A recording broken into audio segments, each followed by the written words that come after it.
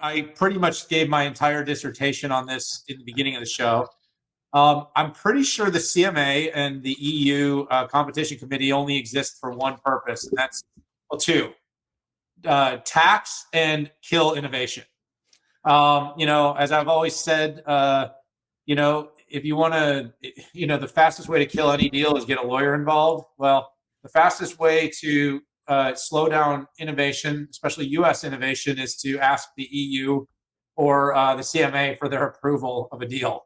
Why am I being so sardonic about this? Well, the truth is what we're getting right now from Europe is the AI Act. We're getting continued privacy. We're seeing endless fines, fees, taxes, and levies against technology companies. And let me be clear. I'm not saying the tech companies don't do anything wrong. I think they definitely will push the limits of how they can use data. I just am suspect of how much the European Commission and the CMA are doing to enable their own tech companies to be innovators.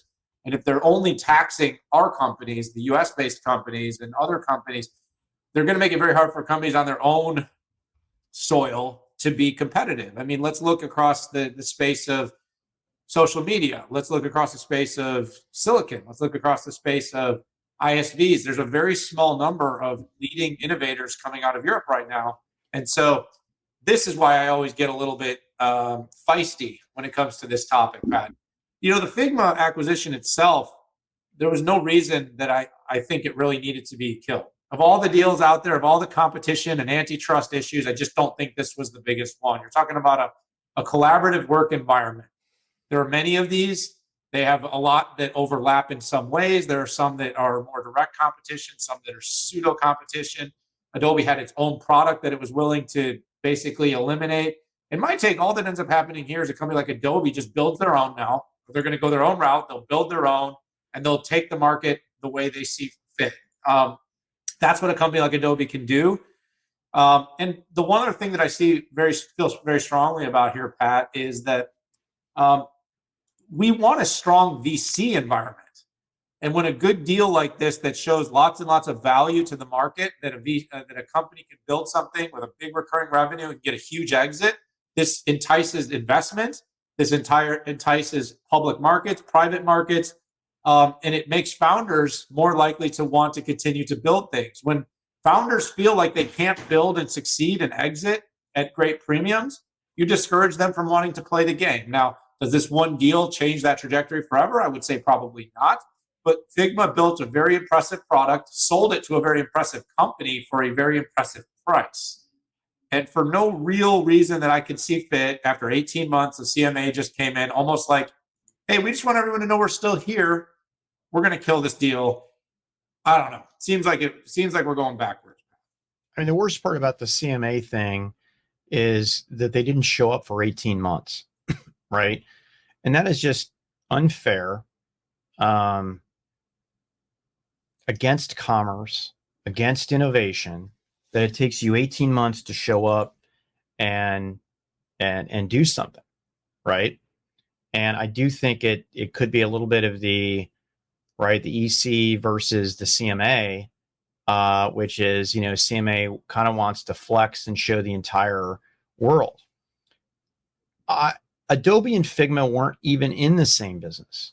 I mean, I can do wireframes with PowerPoint, and I can edit photographs and videos with what's already free inside of Microsoft Windows. But there's nobody using Figma to edit photos, create ad creativity, or make videos look amazing. I know Adobe does a lot more than that, okay?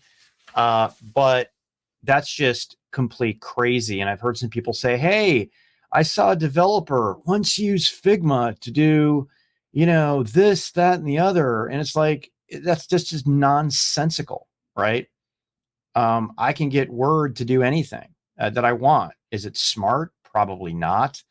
And then, there's nobody using, or very few people using Adobe to do anything real time and with others, because they shut that service down. was called XD. They tried. So this was all about the theoretical what if that, we saw this with the Qualcomm suit, right? We're starting to see it now. And it's, levied down by people who, last time I checked, hadn't actually been in a business, hadn't been a product manager, hadn't been in technology, but they have big university degrees and they study a lot and they read about it a lot.